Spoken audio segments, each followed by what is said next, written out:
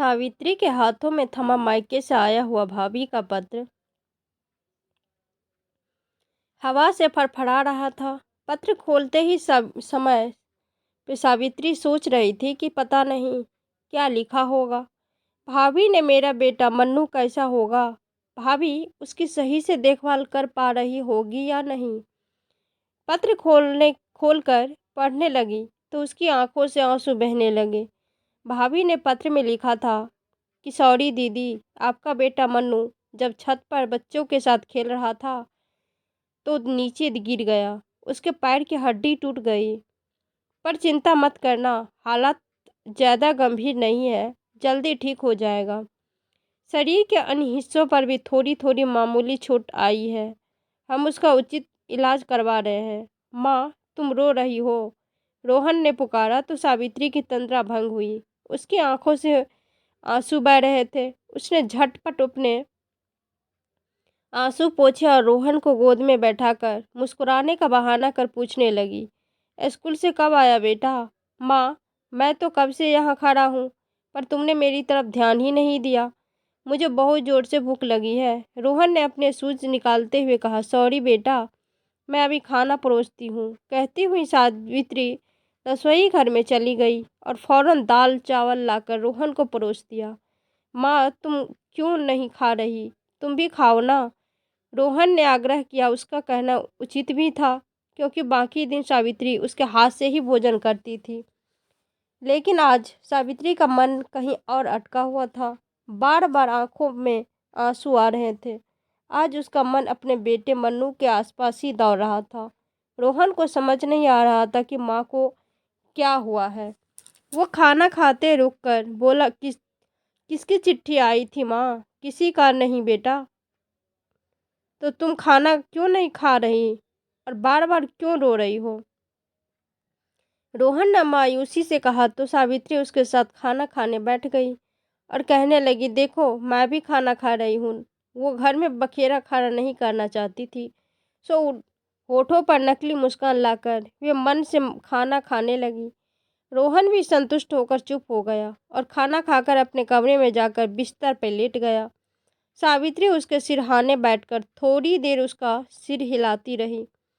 फिर जब रोहन सो गया तो वो अपने कमरे में आकर बिस्तर पर लेट गई, पर मन फिर से मायके की दहलीज पर जा पहुंचा। कैसा होगा मेरा बेटा मन्नू? ये दुर्घटना के क्षणों में उसने अपनी माँ को अवश्य याद किया होगा और माँ को याद करके रोया भी होगा। इतना छोटा बच्चा अपनी माँ से दूर कैसे रह सकता है? हो सकता है मन्नू ने अपने पिता सतीश को भी याद किया होगा। सतीश का कितना दुलारा था मन्नू। वो दफ्तर से आते ही मन्नू को गोद में लेकर बैठ जाते थे। उसके लिए तरह तरह के बिस्किट, टॉफियाँ और खिलौने लेकर आते थे। यही सब सोच सोचकर सावित्री की आंखें से फिर से आंसू बहने लगे। रक्त कैंसर के मन्नू के पिता सतीश की मृत्यु न हुई होती तो उसका भाड़ा पूरा परिवार क्यों बिखरता? सतीश जीवित होता तो मेरा प्यारा मन्नू इस तरह क्यों भटकता? यही सोच सोचकर सावित्री का रो रो कर बुरा हाल हो रहा था। अपने पति सतीश को खोकर सावित्री 4 वर्ष के मन्नू को सीने से चिपकाए मायके लौटी तो वहाँ उन दोनों माँ बेटे को दिन बिताने कठिन हो गए। सतीश के जीवित रहते तो जो भैया भाभी उसे बार बार मायके आने को पत्र लिखते थे, वहीं भैया भाभी अब एकदम से पराए हो गए थे। उन्हें उन दोनों का खर्च संभालना भारी पड़ रहा था। बेटे बहू का व्यवहार देखकर सावित्री के पिता ने दुखी होकर उसके पुनर्विवाह की कोशिश शुरू कर दी। किसी रिश्तेदार के बताने पर सावित्री के पिता लड़का देखने गए। लड़का अच्छा लगा, पर उनकी एक शर्त थी कि वो सावित्री के बेटे को स्वीकार नहीं करेंगे। उन्हें सिर्फ बिना बच्चे की माँ की स्वीकार थी, जबकि खुद लड़का भी एक बेटे का बाप था और अपने बेटे की खातिर की पुनर्विवाह कर रहा था ताकि कोई दूसरी माँ आकर उसके बेटे को संभाल सके। पर वो लोग सावित्री के बारे बेटे का दर्द नहीं समझ पाए और बेटे के बिना सावित्री को स्वीकार कर लिया। सावित्री ने इस रिश्ते के लिए बहुत मना किया कि वो अपने बेटे को छोड़कर कहीं नहीं जाएगी, पर अपने पिता के सामने उसकी एक न चली। और अपने जिगर के टुकड़े को माँ बाप की गोद में छोड़कर सावित्री सुधीर से शादी कर ससुराल आ गई। तब से सिर्फ पत्र ही मन्नू की जानकारी पाने का साधन मात्र रह गया था। पर उन पत्रों में ये भी लिखा रहता था कि वो अब हमेशा के लिए मन्नू को भूलकर अपने भविष्य को संवारने की कोशिश करे और सुधीर और उसके बेटे रोहन को किसी अभाव का आभास न होने दे। रोहन को पूरा माँ का प्यार दे। ससुराल आए हुए सावित्री को पूरे 6 साल बीत गए थे। तब से एक बार भी वो अपने मायके नहीं गई थी। सुधीर ने उसे जाने ही नहीं दिया। हमेशा यह कहता रहा कि मायके में क्या रखा है, घर में किसी वस्तु का अभाव है क्या, जो हमेशा बस मायके जाने की रट लगाए रहती हो। लेकिन अभाव तो सावित्री के मन में बसा था। वो एक दिन के लिए भी अपने मन्नू को नहीं भूल पाती थी और अब तो भाभी के पत्र ने उसके मन की बेचैनी कई गुना बढ़ा दी थी। सुधीर घर लौटा तो सावित्री खुद को रोक न पाई और सुधीर से कहने लगी कि मैं 2 दिन के लिए मायके जाना चाहती हूँ। तो सुधीर ने वही रट्टा रटाया जवाब दे डाला कि क्या करोगी मायके जाकर, वैसे भी आजकल तुम्हारी तबीयत ठीक नहीं रहती। अभी दूसरा महीना ही लगा है तो डॉक्टर ने आराम करने के लिए कहा है। मायके में जाकर आराम कहाँ मिल पाएगा। क्यों नहीं मिलेगा भैया, भाभी क्या मुझसे हल जुतवाएंगे क्या। मैं वहाँ पूरे दिन बिस्तर तोड़ने के अलावा और करूँगी ही क्या। सावित्री जैसे विद्रोह पर उतर आई थी। उसने सास से भी जिद की, माँ जी मुझे बहुत दिन हो गए हैं अपने मायके वालों को देखे हुए। यहाँ से मेरा मायका दूर ही कितना है, सिर्फ 2 घंटे का ही तो रास्ता है। फिर भी मैं 6 महीने से मायके नहीं गई हूँ। सावित्री का रुद्र रूप देखकर सास ने उसे मायके जाने की इजाज़त तो दे दी। तो सावित्री जल्दी से कमरे में आकर बैग में कपड़े रखने लगी। तभी रोहन भी सावित्री के पास आकर जिद करने लगा कि मैं भी तुम्हारे साथ जाऊंगा, तुम्हारे बिना मेरा मन कैसे लगेगा। साल भर में ही रोहन सावित्री से काफ़ी घुल मिल गया था और उसे ही अपनी सगी माँ समझने लगा था। रोहन को रोते देख सास ने उससे भी साथ ले जाने को कह दिया। क्या हुआ, ये भी कुछ दिन के लिए घूम आएगा। बेचारे को अच्छे ननिहाल तो कभी मिला ही नहीं, सौतेला ही सही, इसे भी अपने साथ ले जाओ। तो सावित्री ने रोहन के कपड़े भी रख लिए और सास के पाँव छूकर रोहन को अपने साथ लेकर मायके की ओर चल पड़ी। मायके पहुंचते ही सावित्री अपने बेटे को देखने लगी तो उसकी भाभी खुद ही उसे मन्नू के कमरे में ले गई। मन्नू छत पर बने कमरे में सो रहा था। ढीली सी चारपाई पर सिकुड़ी हुई मली दरी पर मन्नू अपाहिज बना पड़ा था। मन्नू से लिपटकर सावित्री रोने लगी।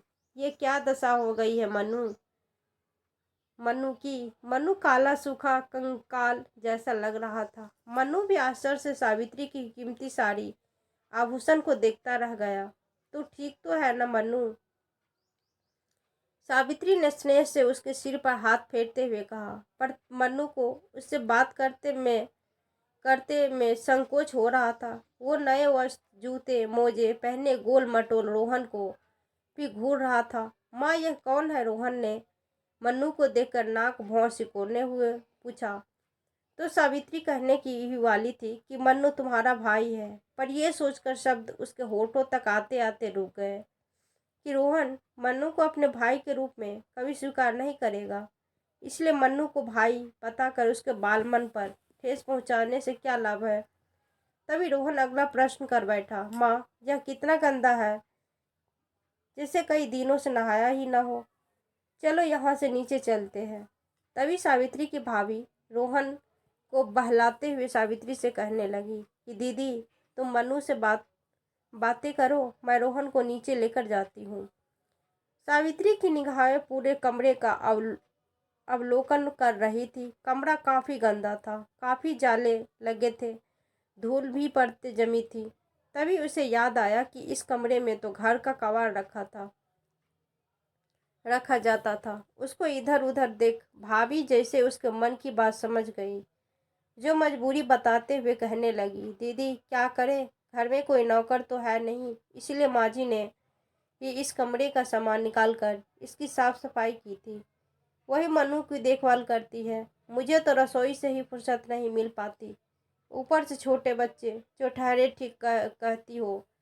भाभी कहती हुई सावित्री मन्नू के सिरहाने बैठ गई और मन्नू से बातें करने लगी। मन्नू बेटा, अब कैसे हो तुम? माँ, तुम कहाँ चली गई थी? मैं कहते कहते सावित्री का स्वर गले में ही अटक गया। कैसे कहे कि उसने दूसरी शादी कर ली है। उसके पिता सतीश की यादें मिटाने की खातिर वो सुधीर का दामन थाम चुकी थी। फिर मन्नू को वो सब बातें पता भी कैसे पाती?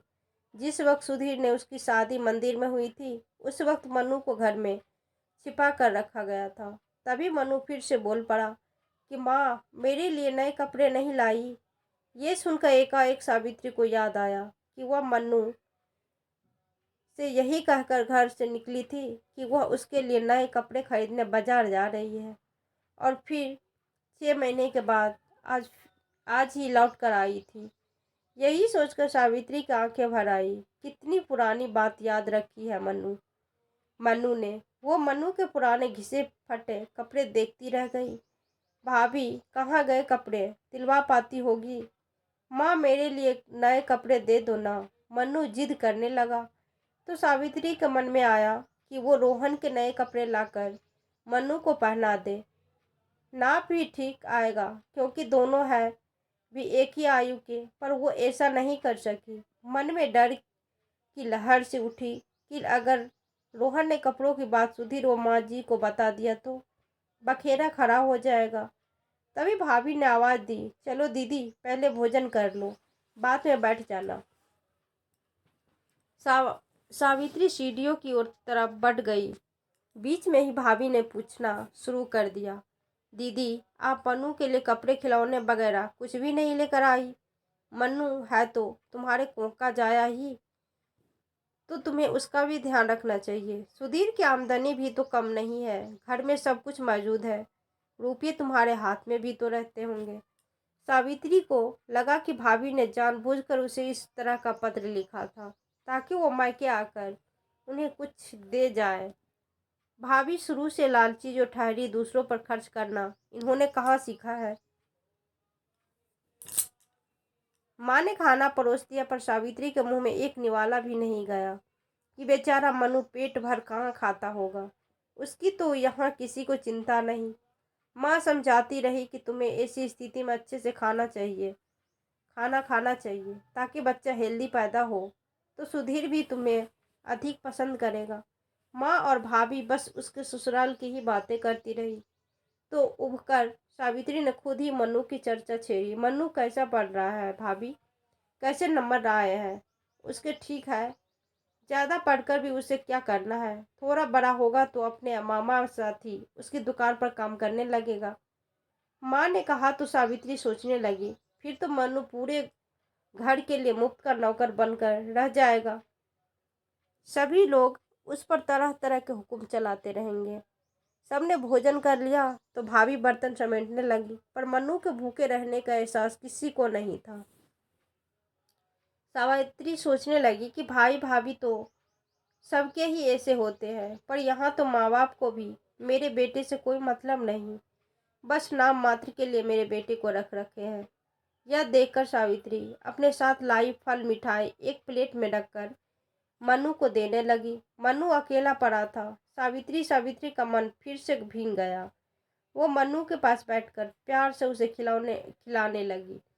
फिर उठकर चली तो मन्नू ने उसकी साड़ी का पल्लू थाम लिया और बोला, कुछ देर और बैठो न माँ। सावित्री रुक कर उसके सिर पर हाथ फेरती रही। मन्नू ने सुख का आभास करके आंखों बंद कर ली तो सावित्री भी उसी के पास लेट गई। अगले दिन सुबह मन्नू की चारपाई बाहर डालकर सावित्री उस कमरे की साफ सफाई करने लगी। अगरबत्ती जलाकर कमरे की बदबू दूर की, फिर उसके मैले कपड़े को धोकर चमका दिया। तभी माँ बोली, मैं कर दूंगी, तू फालतू की मेहनत क्यों कर रही है? इस कमरे में अकेला मन्नू थोड़ी ही सोता है। मैं भी तो उसके साथ ही सोती हूँ। मगर सावित्री के हाथ नहीं रुके। वो मन्नू के सारे काम खुद ही करना चाहती थी। दोपहर ढलते ही अचानक ड्राइवर सावित्री और रोहन को लेने आ पहुंचा तो सबको आश्चर्य हुआ। माँ ने ड्राइवर को टोकते हुए कहा कि अभी तो 2 दिन ही भी पूरे नहीं हुए थे। तो ड्राइवर बोला, पर मुझे साहब ने भेजा है। साहब रोहन को बहुत प्यार करते हैं, रोहन के बिना एक दिन भी नहीं रह सकते। इसके अलावा सब लोगों को एक शादी में भी जाना है। बेटी पराए घर की अमानत जो ठहरी, इसलिए माँ ने भी कहाँ रोका। वो सावित्री की विदाई की तैयारी करने लगी, पर सुधीर का न आना सबको खल रहा था।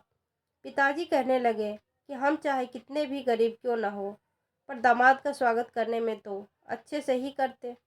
शादी के बाद दामाद जी एक बार भी हमारे घर नहीं आए। तो सावित्री बात को दबाते हुए बोली, माँ तुम लोग भी न मेरे ससुराल नहीं आते। आना जाना तो दोनों तरफ से होता है ना। ठीक है, हम भी आएंगे। माँ आंचल से आंखें पोंछती हुई बोली। सावित्री ने रोहन की नज़र से बचाकर 5,000 रुपये भाभी को थमा दिए और बोली, भाभी मन्नू का इलाज अच्छे से कराना।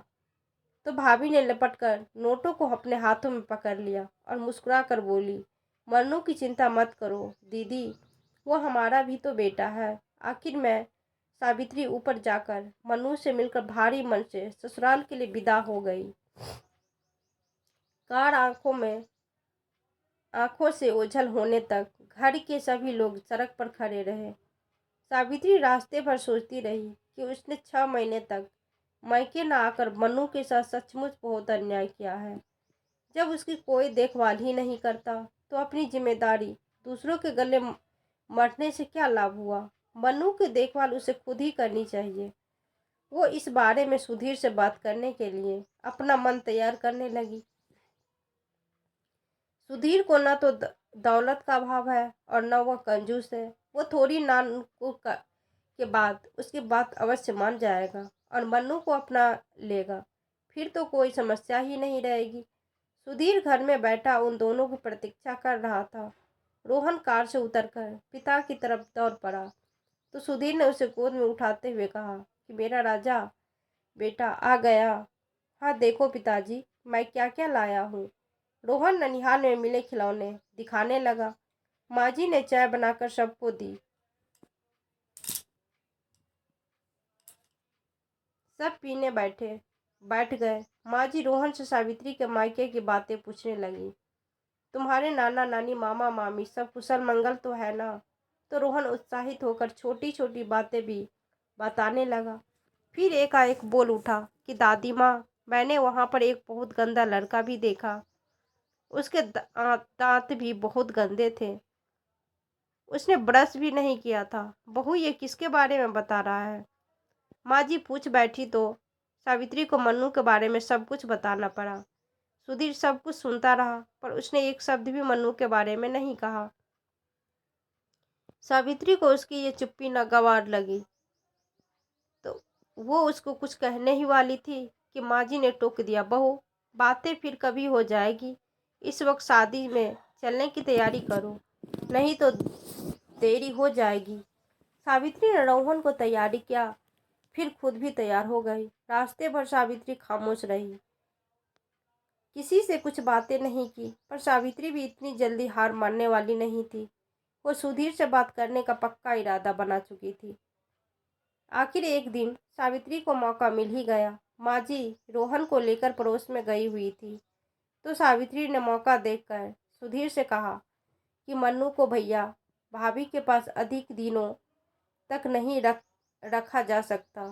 फिर वो कहाँ जाएगा, उसे हम अपने साथ ही रख ले तभी उचित रहेगा। यह कैसे हो सकता है। कहते हुए सुधीर के चेहरे पर कठोरता छा गई। मैंने तुमसे शादी ही इसी शर्त पर की थी कि मैं तुम्हारे बच्चे को नहीं अपनाऊंगा। मेरी बात समझने की कोशिश करो। सुधीर, जिस प्रकार रोहन मेरा बेटा है उसी प्रकार मन्नू भी आपका ही बेटा है। फिर उसे साथ रखने में कैसी कैसी आपत्ति। सावित्री ने उसके बात काटते हुए कहा तो सुधीर बोला, मैं तुम्हारे मन्नू को अपना बेटा कैसे मान सकता हूँ? और अगर मैंने बेटा मान भी लिया तो क्या मैं उसे घर में रखने की इजाज़त दे दूँगा? क्या मेरा रोहन मन्नू को अपना सकेगा? ये सुनकर सावित्री चुप बैठी। तो सुधीर उसे समझाने के अंदाजा में फिर बोला कि अपनी भावुकता पर नियंत्रण रखो। सावित्री, मन्नू को भूल जाने में ही तुम्हारी भलाई है। उसे उसी के हाल पर छोड़ दो। मैं माँ हूँ सुधीर, उसकी कहकर सावित्री रो पड़ी। अपनी संतान को तिलतिलाकर मरते हुए कैसे देख सकती हूँ? मन्नू अब पहले से आधा भी नहीं रहा। वो न तो ढंग से खाना खाता है और न ही ढंग से पढ़ाई करता है। भैया भाभी के साथ और अधिक रह लिया तो उसका भविष्य खराब हो जाएगा। मैं इस मामले में कुछ नहीं कर सकता। सावित्री, किसी अन्य को घर में आश्रय देकर मैं अपने रोहन के रास्ते में कांटे नहीं बिछा सकता। सुधीर ने दो टूक जवाब देकर बात को खत्म किया तो सावित्री कुछ नहीं बोली। अब उन दोनों के बीच में अदृश्य दीवार खड़ी हो गई। सावित्री मन ही मन कुढ़ती रही। अब उसका मन सुधीर से बोलने को बिल्कुल नहीं होता था। जब भी वो कुछ पूछता तो सावित्री उसके प्रश्नों का उत्तर हाँ या ना में ही देकर सामने से हट जाती। वो अपनी तरफ से कोई बात नहीं करती। अब वो रोहन से भी कोई बात नहीं करती थी।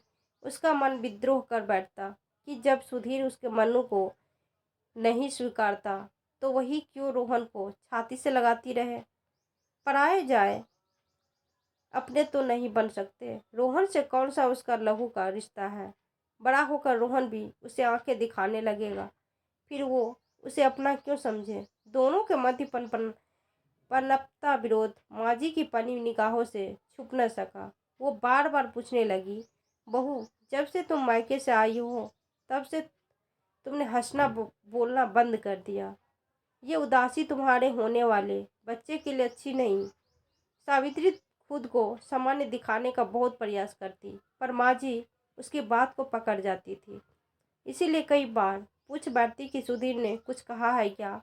वो भी आजकल खामोश रहता है। तुम दोनों में कोई अनबन नहीं हो गई है? तो सावित्री ने उन्हें इस डर से भी कुछ नहीं बताया कि सास भी कौन सी उसका दुख समझेगी। जब सुधीर उसका दर्द नहीं समझ पाया तो सास तो उसका दर्द समझेगी ही क्यों। वो माँ जी से भी दूर रहकर अंतर्मुखी बनने लगी। एक सुबह उठकर माँ जी ने घर में ऐलान किया कि हरिद्वार गंगा स्नान करने जाएगी।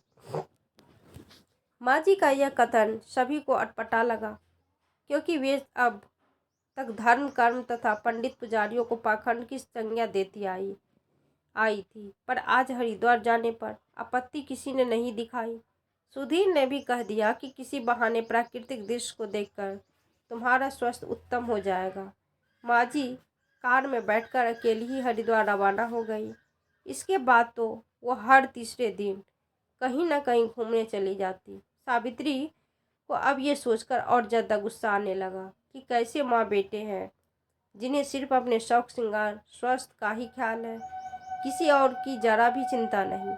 कम से कम माँ जी को तो मेरे बेटे मन्नू के बारे में कुछ पूछना ही चाहिए था, क्योंकि वो भी एक माँ है।